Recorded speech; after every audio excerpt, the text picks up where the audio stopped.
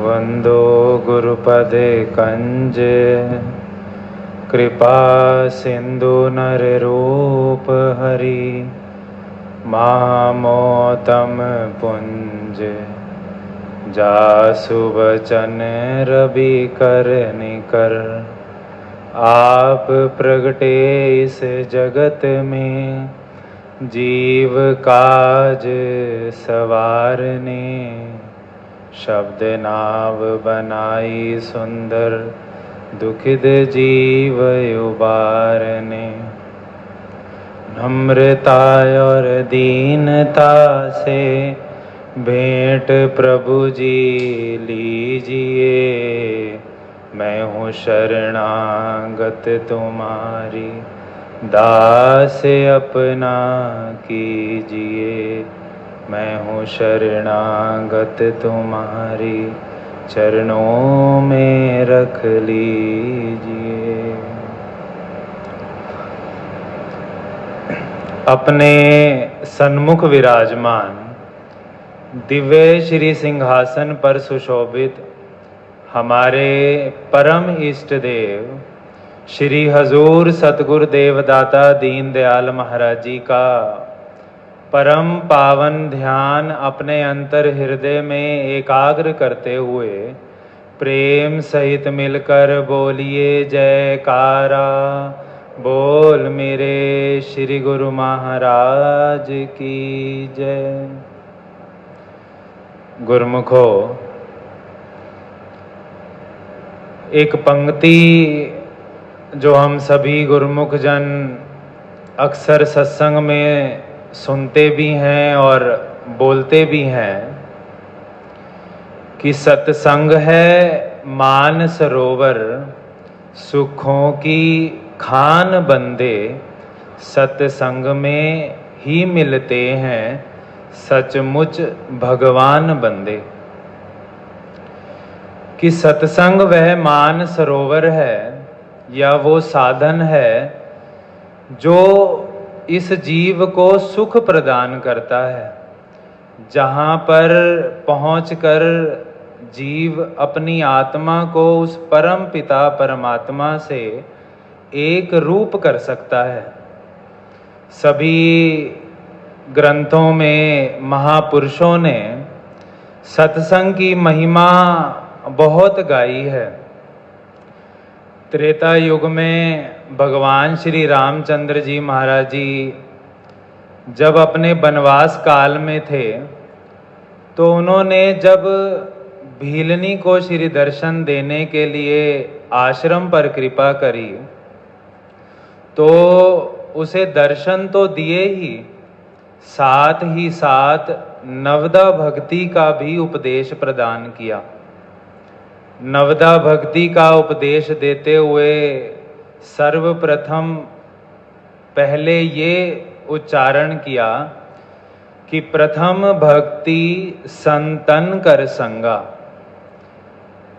कि जो भी जीव अपनी आत्मा को उस परम पिता परमात्मा के साथ एक रूप करना चाहते हैं, अर्थात जो इस संसार में फैली हुई त्रिगुणी माया से बचकर अपनी झोलियां भक्ति धन से भरना चाहते हैं, तो उन जीवों के लिए भगवान राम जी ने एक विशेष साधन बताया है। वह क्या कि प्रथम भक्ति संतन कर संगा।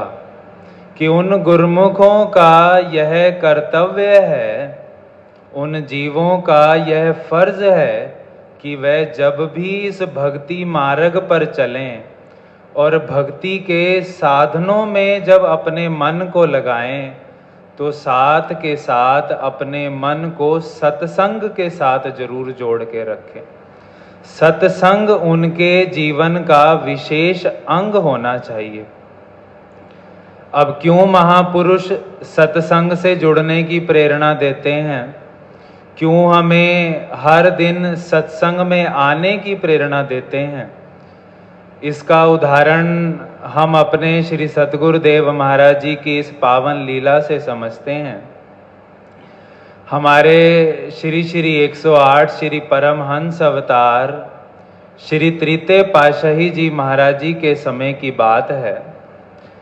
श्री गुरु महाराज जी ने हमारे श्री दरबार के परम आदरणीय महात्मा जी महात्मा परम विवेकानंद जी को एक बार झंपियर शहर में जाने की आज्ञा प्रदान करी। अब आज्ञा पाकर महात्मा जी झंपियर शहर में चले गए। अब जैसे ही वहाँ पहुँचे तो कुछ दिनों बाद श्री सतगुरुदेव महाराज जी का वहाँ पास से जाना हो रहा था। तो महात्मा जी ने श्री गुरु महाराज जी के चरणों में विनय की कि स्वामी जी आप यहाँ पर भी कृपा करें। तो श्री सतगुरुदेव महाराज जी ने विनती स्वीकार कर 2 दिन का प्रोग्राम झंपियर शहर के लिए भी रख दिया। अब जैसे ही श्री सतगुरुदेव महाराज जी वहाँ पर पहुँचे तो रात्रि को जब सत्संग हुआ तो सत्संग के बाद जब संगत सब चली गई तो श्री सतगुरुदेव महाराज जी ने महात्मा जी से पूछा कि क्या यहाँ पर सत्संग सदा होता है। अब यह वचन सुनकर महात्मा जी ने बेनती अर्ज करी कि प्रभु यहाँ तो कोई सत्संग नहीं होता। श्री सतगुरुदेव महाराज जी ने फरमाया कि वह भी कोई शहर है जहाँ पर सत्संग नहीं होता। आप यहाँ पर सत्संग करना आरंभ कर दो। अब जैसे ही यह वचन सुने तो महात्मा जी के मन में विचार आया कि ना तो मैंने कभी सत्संग किया है और ना ही सत्संग करने का कोई अनुभव है, लेकिन अब आज्ञा हुई थी तो श्री सतगुरुदेव महाराज जी की आज्ञा सुनकर उन्होंने अगले ही दिन 2-4 व्यक्तियों को बुलाया और सत्संग रखने का कार्यक्रम उनके साथ करने लगे। तो जैसे ही वार्तालाप हुई तो उनमें से कुछ व्यक्तियों ने बोला कि महाराज जी यहाँ पर तो बहुत बड़े बड़े महात्मा जन आए हैं जिन्होंने सत्संग करने का प्रयत्न किया, लेकिन उनमें से कोई भी सफल नहीं हुआ, क्योंकि यहाँ की जैसे भूमि पथरीली है वैसे ही जो लोग यहाँ पर रहते हैं उनके दिल भी पत्थर के समान हैं। अब यह सुनकर महात्मा जी श्री सतगुरुदेव महाराज जी के पावन चरण कमलों में पहुँचे और सब वृतांत कह सुनाया। श्री सतगुरुदेव महाराज जी ने सुनकर फरमाया कि महात्मा जी जो अमूल्य हीरे लाल हुआ करते हैं वो पत्थरों में ही मिला करते हैं। हीरे लालों को तो पत्थरों में से ही निकालना पड़ता है, और वो कैसे निकालना पड़ता है? परिश्रम से निकालना पड़ता है। आप तो सत्संग करना आरंभ करो, आप परिश्रम करो, बाकी सब कुदरत अपने आप काम करेगी। अब जैसे जैसे वहाँ पर सत्संग शुरू हुआ तो वहाँ पर सत्संग में कुछ लोग आने लगे।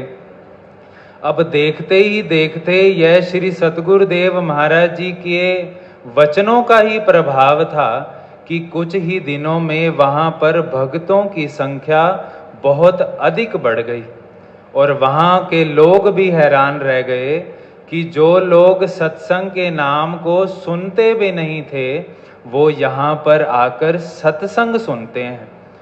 गुरुमुखों, वहाँ पर जो भी गुरुमुख आए उन्होंने सत्संग ही श्रवण नहीं किया, बल्कि उनमें से कुछ एक रूहें तो पावन श्री दरबार में शरणागत होकर उन्होंने अपना जीवन भी सफल कर लिया।